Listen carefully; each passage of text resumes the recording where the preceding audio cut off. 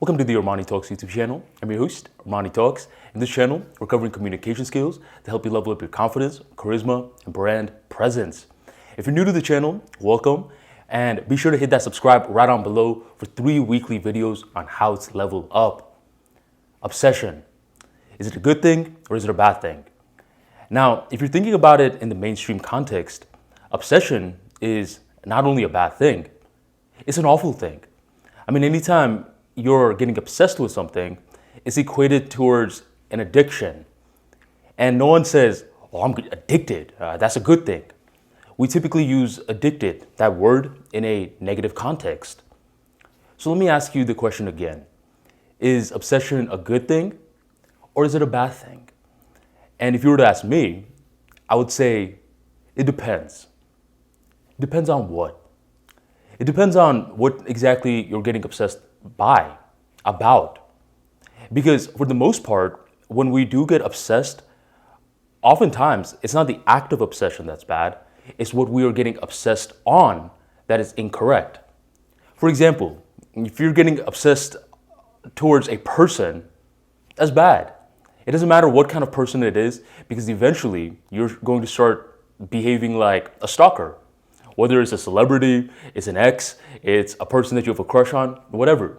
If you get obsessed with another human being, it rarely ends well. But how about if you get obsessed regarding a skill set? What now? Let's say you're trying to learn how to cook and you get obsessed with learning how to cook. Is that a good thing or a bad thing? Now, once again, I'll say that it depends. Simply because you're getting obsessed regarding a skill, that doesn't necessarily mean that it's a good thing. You also want to factor in the fact that your obsession isn't ruining other parts of your life. Things become a problem. It starts becoming an addiction when other facets of your life are falling apart. But if when you're cooking, you are just cooking and you are focusing 110% focus on that, that's when obsession becomes a leverage. If you listen to interviews of any of the great people, whether it's athletes, entrepreneurs, past leaders of different generations, you'll notice something. They all say something similar like, well, I just love what I do. It never feels like work to me. Okay, that's cool. But give me something a little bit more practical. I mean, what does love exactly mean? What does loving what you do exactly mean? And if you want to peel it back a level further, you'll start to see that what they're trying to tell you is that they became obsessed with the task, whether it's basketball for Michael Jordan, whether it's football for Tom Brady, or it's boxing for Manny Pacquiao. They got obsessed with their skill set. And the beauty was that a lot of them, they were able to excel in this field where love was a byproduct. So love in this case is a process. It's a systematic process rather than just saying, well, if I close my eyes, I'm sure I'll love it. No. They kept doing the repetition over and over and over. And once they fell in love with the mundane, that's when obsession became born. So if you were to ask me, I would call obsession focus's older brother. I believe obsession is the key towards becoming great at something. Which brings me to the golden question. Are you born with an obsession or is it cultivated? Well, I would say it depends again. And I'm saying it depends a lot in this episode, but it depends on the person.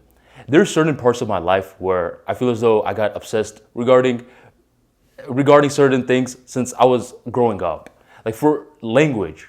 Language is something that I've always been curious about. It's always been a strange little obsession to understand why certain people use certain words, the way that they use it, and how they're delivering it. I've always noticed that I've been curious about that since I was growing up. So that's something that I feel like in some ways was ingrained within me. Now, for YouTube videos, it's something that I love doing. The consistency is not a problem with me because I love doing it. But YouTube didn't exist when I was 3, 4, 5 years old. So this was a skill that was cultivated. It was an obsession that became born over time. Now, what does this all mean for you in terms of communication skills, in terms of you leveling up as a person? What this means is that, just dipping your toes into something, it's not going to help out as much. Because what's going to happen is no matter what field you're in, there's always that 1 to 2 to 5 people that are fully obsessed with the act. They have fun while they're doing it.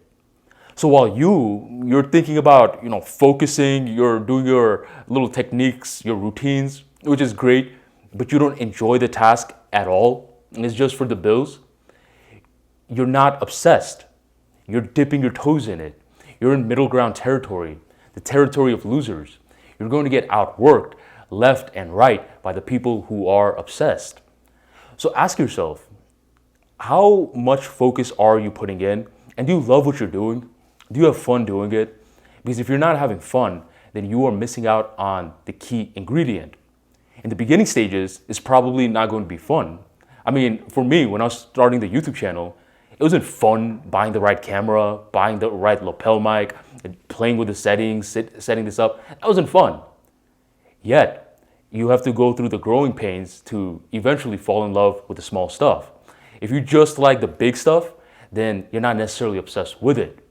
For Manny Pacquiao, the boxer, I mean, he loves just hearing the shadowboxing noise. He loves hearing the tape that he's putting on his arms before he puts the gloves on. He loves all the little buildup before his fight. So ask yourself once again, are you getting obsessed? Is obsession a bad thing? Not if you're focusing on the right things, which is why you got to find your right thing. If today's episode helped you, be sure to drop that like for me right down below, and you share this video on your social media of choice so others can discover their great obsession. Thank you for joining the Armani Talks YouTube channel, and I'll catch you on the next episode.